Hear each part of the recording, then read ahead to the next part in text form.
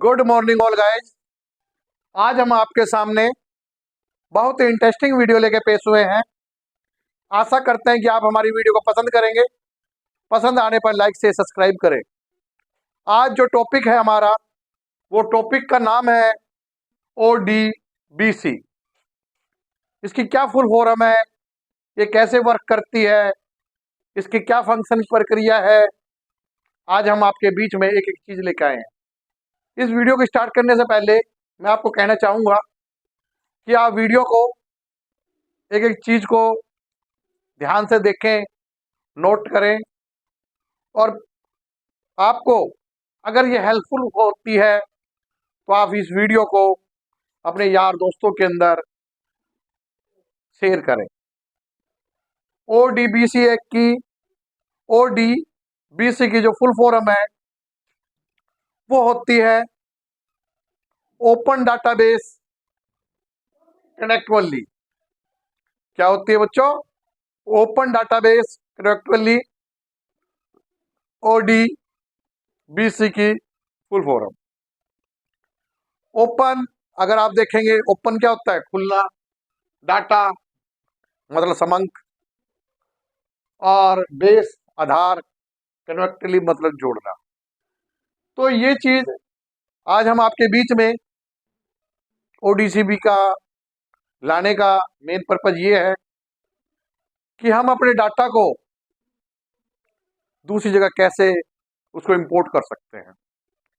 जैसे कि आप अपने टैली के डाटा को आप एक्सेल पे इंपोर्ट करना चाहते हैं, तो वो कैसे होगा? और ये फीचर करने के लिए आपके पास क्या क्या आपके पास रिक्वायरमेंट होनी चाहिए। तो वो जो चीजें हैं, रिक्वायरमेंट जो चीजें मैं आपको बताऊंगा, वो होने के पश्चात ही आप ODBC पर वर्क करने में सक्षम होंगे। आप देख सकते हैं how to connect Excel to Tally. How to connect Excel to Tally मतलब अपनी टैली को एक्सेल से हम कैसे कनेक्ट करें। तो आप देख पा रहे हैं कि पॉइंट टू बी रिमेंबर इसके अंदर कुछ रिमेंबर याद करने की कुछ बातें हैं, तभी हम इस पर अच्छा काम कर पाएंगे। तो सबसे पहले आप देख पा रहे हैं कि जब आप इस चीज को यूज करें ODBC को, तो अगर आपके पास एक्सेल है, वो लाइसेंस वर्जन का होना चाहिए। बिना लाइसेंस वर्जन के आप ODBC पर वर्क नहीं कर पाएंगे। तो पहला, जब आप एक्सेल को लें तो वो लाइसेंस, उसमें वर्जन होना चाहिए। और लाइसेंस वर्जन कौन सा होता है? आप देख सकते हैं 2016 और 2019, इन दोनों ऑप्शन में ODBC वर्क करता है। तो आपका इसको कार्य, जब आप इसको इंपोर्ट तभी कर पाएंगे जब का आपका एक्सेल लाइसेंस का होना चाहिए, तभी आप उस पर अच्छा वर्क कर पाएंगे। उसके बाद पहला पॉइंट आप समझ पाए कि एक्सेल लाइसेंस वर्जन का होना चाहिए, या वो 2016 हो या 19। Second, tally ODBC server. क्योंकि टैली टू टाइप्स मैंने कहा था जब हमने स्टार्ट की, जब डेट चेंज करने का समय आया, तो मैंने कहा था कि टैली टू टाइप्स होती है। जो हम पढ़ाते हैं, टीचिंग करते हैं, वो एजुकेशनल टैली, और एक होती है प्रोफेशनल टैली। एजुकेशनल टैली में आप डेट को चेंज नहीं कर सकते, केवल पहले एक, फिर दो, फिर तीन, ऐसे कंटिन्यू डेट चलती है। लेकिन आप प्रोफेशनल डेट के अंदर, जो प्रोफेशनल टैली होती है, और फिर अपनी इच्छा से जो डेट जाना डालना चाहिए वो डाल सकते हैं। तो जो ODBC सर्वर है, जो एजुकेशनल टैली है, उसमें सभी में मिलेगा। जो हम पढ़ाते हैं जो हम जिसमें हम टीचिंग कर रहे हैं उसमें आपको ODCB सर्वर सभी में होगा। थर्ड पॉइंट आता है, इसको करने के लिए open the company first in tally. आपने जिस टैली के अंदर कोई भी कंपनी जितनी कोई बना रखी हो, तो पहले उस एक कंपनी को, किसी को जिसके आप डाटा इंपोर्ट करना चाहते हैं, उसको आप ओपन कीजिए। आप उसको ओपन करने के पश्चात नंबर 4 पॉइंट आता है, connect only possible through the connect only. ये आप इसमें जब काम कर पाएंगे जब आपका नेट बहुत अच्छा हो। यह कार्य बिना नेट के संभव नहीं है, क्योंकि ये प्रक्रिया नेट से होकर ही हो पाएगी। कि नेट इसलिए मेन है कि आपका नेट कनेक्ट ओनली होने चाहिए। मैं दोबारा फिर आपको रिपीट कर देता हूं कि सबसे मेन एक्सेल लाइसेंस का होना चाहिए। आपका टेली ODCB सर्वर सभी में मिलेगा। ओपन द कंपनी कोई भी कीजिए और कनेक्ट टू पॉसिबल आपका थ्रू द नेट होना चाहिए। ये चारों पॉइंट होने के पश्चात ही आप ODCB पर वर्क कर पाएंगे। उसके बाद चलते हैं हम ODCB की डेफिनेशन क्या है। तो ODCB compile allow other program to use data Tally RP9 directly.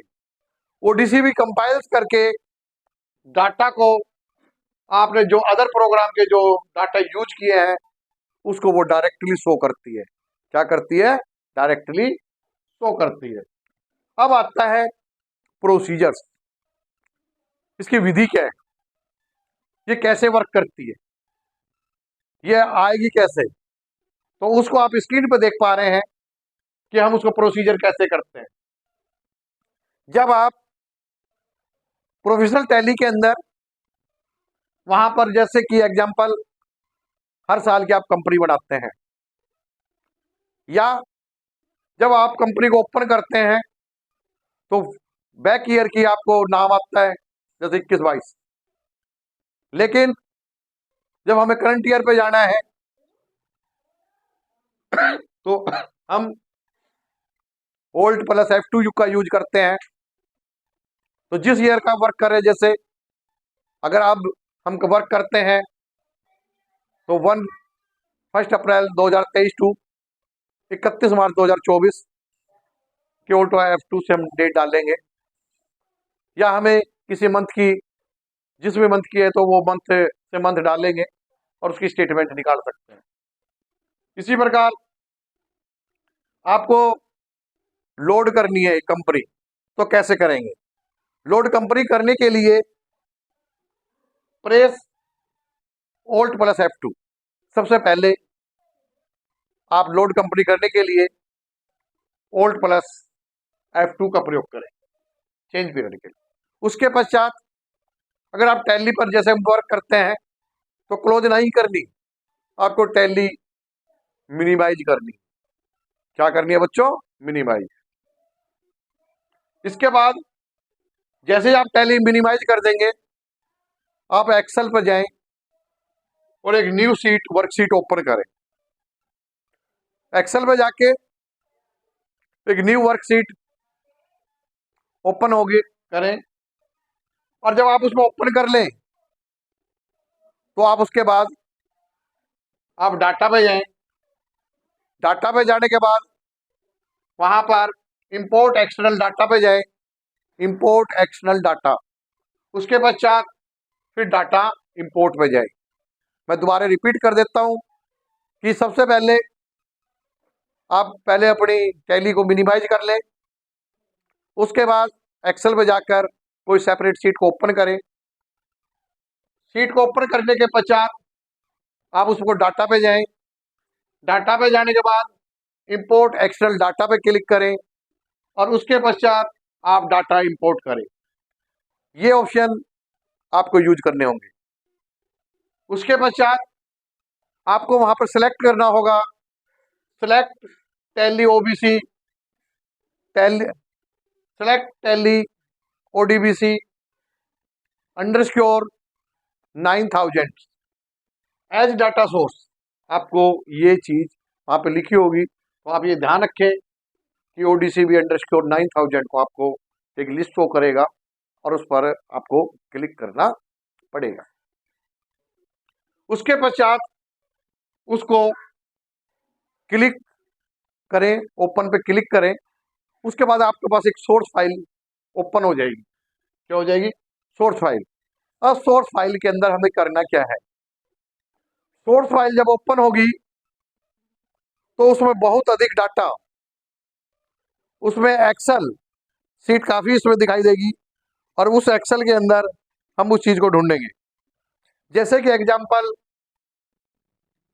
कि आप कोई भी लेजर है, जैसे कि हम उसके अंदर बहुत अधिक लेजर डिटेल्स होती है, जैसे कितना स्टॉक है, क्या ओपनिंग बैलेंस है, क्या क्लोजिंग बैलेंस है, क्या नाम है, क्या एड्रेस है, क्या GST नंबर्स है, यानी टोटली काफी डिटेल होती है। लेकिन उस सोर्स फाइल में से आपको जो चीजें चाहिए उस चीजों को आप क्या करेंगे? ओल्ट के साथ आप जो सेपरेट सीट है उस पर क्लिक करके उसको सेलेक्ट करें। सेलेक्ट जिस चीज को, जैसे कि एग्जांपल आपने नेम सेलेक्ट किया,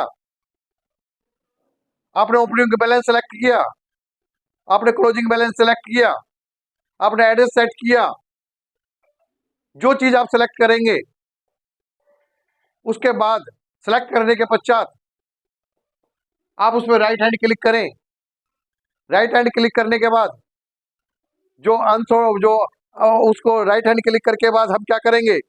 जो हमें नहीं चाहिए उनको हम अन उसको अनरिमूव की टाइप से होता है वो करेंगे और वो हमारे पास चली जाएगी और जो बाकी चीजें हैं वो हमारे पास रह जाएगी।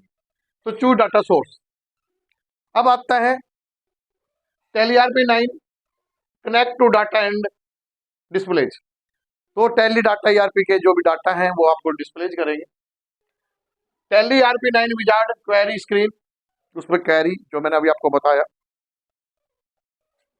And select the column you would want to the include the carry.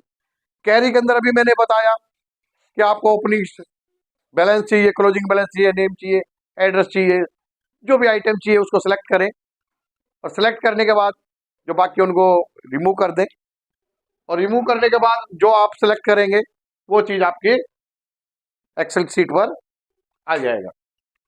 इसके बाद जब आ जाएगा तो वहां पे एक कैरी सीट जो आपको डिस्प्ले करेगी, जिसमें आपको सेलेक्ट करना है वो किस टाइप की होगी।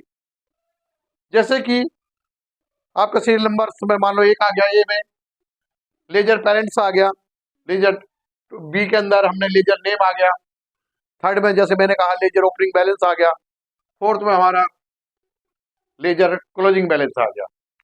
तो वहां पर बहुत अधिक कॉलम होते हैं, आप आगे आगे उसको सर्च करते जाएं। जैसे GST को तो आपको सर्च करना पड़ेगा, पर जहाँ सेपरेट सीट है उसी पर क्लिक करके कंट्रोल के साथ तो ही पूरी की पूरी, हमें एक नहीं पूरा का पूरा डाटा उसका उस हेड का सेलेक्ट करना है और बाकी को राइट हैंड का अनरिमूव करके वो चीज चली जाएगी और वो जो बाकी हमें जरूरत है वो आ जाएगी। उसके बाद जब ये कार्य हो जाता है तो उसका इफेक्ट कैसे पड़ता है? अगर आप किसी भी लेजर को लेकर आप टैली पर उसमें चेंजिंग करते हो तो ऑटोमेटिक वो चेंजिंग आपका एक्सेल सीट पे भी शो करेगा। तो ये चीज है आपके बीच में ODBC, जो अगर आपके पास लाइसेंस एक्सेल है और आप बड़ा कोई बिजनेस कर रहे हैं जिसमें बहुत ही अधिक सक्सेस हो सकती है, तो मैं आपको इस वीडियो के माध्यम से ये कहना चाह रहा हूं कि ODCB प्रोवाइड करने के लिए आपको सबसे पहले एक्सेल लाइसेंस युक्त हो और आपके पास नेट कनेक्ट, अच्छा नेट कनेक्ट होना चाहिए, तभी आप इस पर अच्छा वर्क कर पाएंगे। आशा करता हूं कि आज हमारी आपको वीडियो पसंद आई होगी। और वीडियो पसंद आई है तो अपने यार दोस्तों को अधिक से अधिक शेयर करें, ताकि मैं आपको इससे भी अधिक मोटिवेट, इससे भी बेस्ट वीडियो आपके बीच में देने का कार्य कर सकूं। जय हिंद, जय भारत, जय।